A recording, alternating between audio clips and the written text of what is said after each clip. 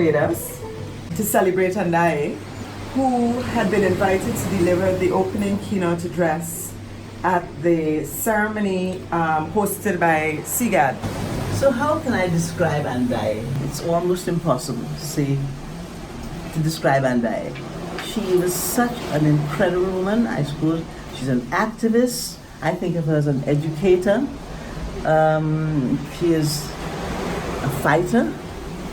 Let's think of some adjectives now. What was her effect on you? Profound effect on me. She used to say, she taught me to be self-critical. She used to say, yes, Peggy, but.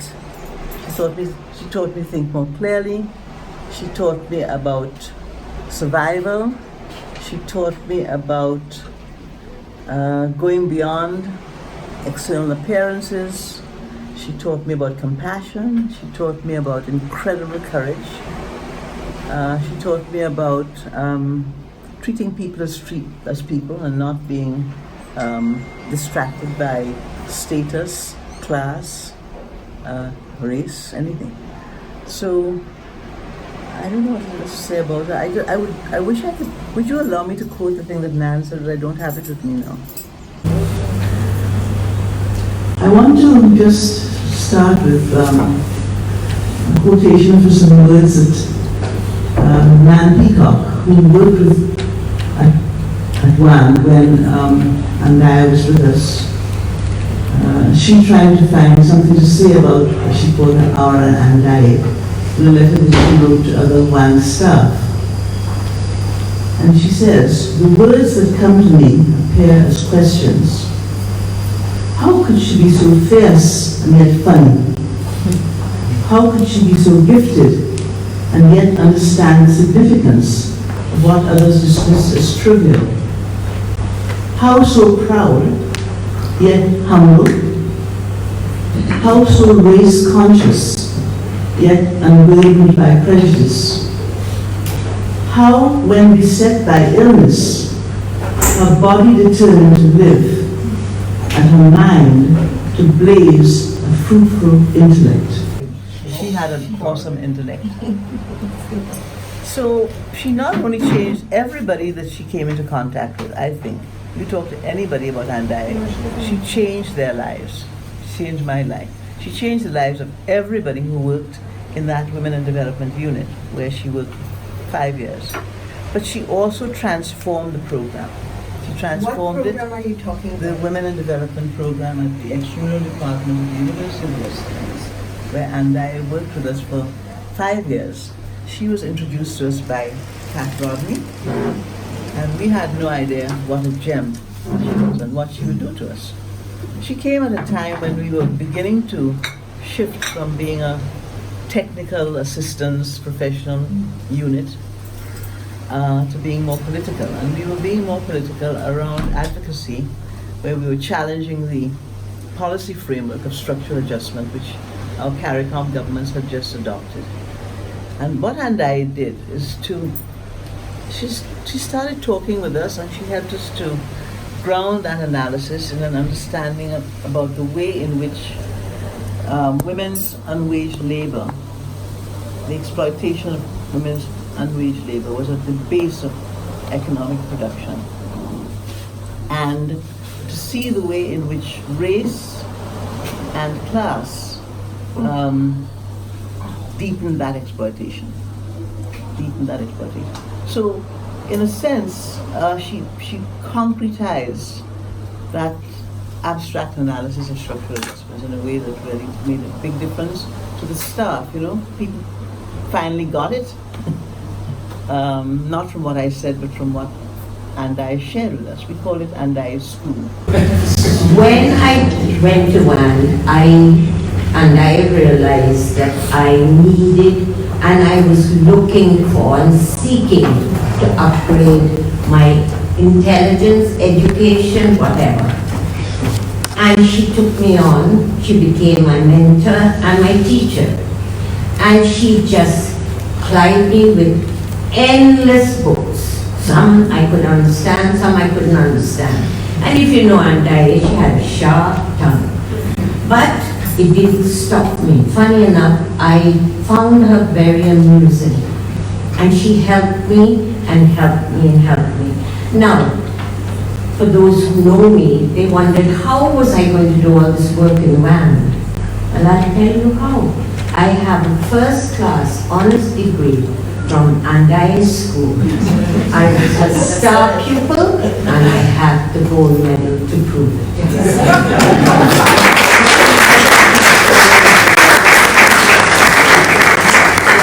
If I was asked to say just one thing about Andaiye, she created a space in which every individual felt valued and respected. Every individual felt valued and respected. Every person counted for. Towards a free community of valid persons. He was Martin Carter, Guyana's poet. He was giving the commencement address, I think it was in 1974, at a very difficult moment in Guyana's political history. It was the commencement address to students at the university, at the University of Guyana. It's actually an incredible speech.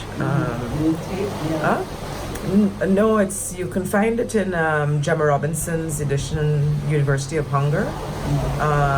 I think it might be in one or two other anthologies, but very few people, most people are familiar with his poetry. People aren't always familiar with his prose, and that is one really important. In some of his prose, like he talks about, in the context of Guyana, but you could say the rest of the Caribbean, he talks about spiritual parasitism. And I think it is in that same commencement speech to the UG students, he talks about this creature, axolotl, I can't remember the name of it, but it's a creature that grows to a certain point. I think it is just past larva stage, and then the growth is stunted. And the whole talk is about scientists finding this creature, and its growth, it's stunted, and he sort of uses that in a way as a metaphor for talking about the squashing of the creative and imaginative and radical spirit and potential of Guyana. But we could think about that in the context of where we stand You know today. my favorite Bob Marley? Okay, done. I Shot the Sheriff. You have what Alyssa is talking about, what Martin Carter said about the kind of community. I love that thing about Bob Marley's I Shot the Sheriff. Because I shot the sheriff, but I didn't shoot the deputy. But there's a line in it about every time there's a little shoot of hope, they stamp it out. Every time I plant a seed, Yeah, they say kill it before it grows. right. You got it.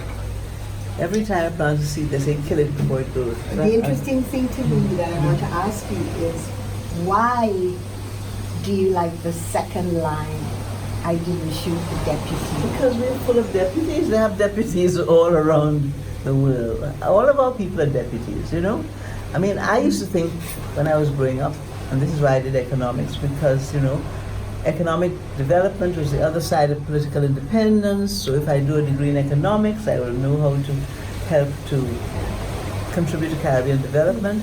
And then I learned about neocolonialism, and that none of this really matters because we don't really have any power, we don't make any decisions. I learned that from Michael Manley, by the way, in his day. Every year we pay more for our sugar. No, we pay more for our fertilizer, the land, the transportation, the insurance, the capital, and every year we get less for our sugar. So that's a structural imbalance right there. So I had to learn about that. So it seems to me that all of our so-called heads, governments, prime ministers, in Africa, in Asia, in Latin America, in the Caribbean, they're just deputies. That's what they are, deputies. It never tells the governments what to cut. They just say you have to cut because you have to pay the debt. The governments decide they're going to cut education and health and water and sanitation and rural development. And I found out when I did my research on St. Vincent that the only thing that was not cut was, guess what? Prime Minister's office and the police. So those were the two budgets that every year went up, but agriculture, education, health was cut. And St. Vincent never had a debt problem. Everything collapsed. So Michael Witter says the same thing that Peggy is saying in that film by Stephanie Black, Life and Death, where he says, you know, the IMF never tells you cut education or whatever, but they tell you you have to balance your budget. And the upshot is that you're not going to meet their targets unless you end up cutting education, health, and those are the first sectors that actually go. Why is it that governments cut those budgets? Listen. Why?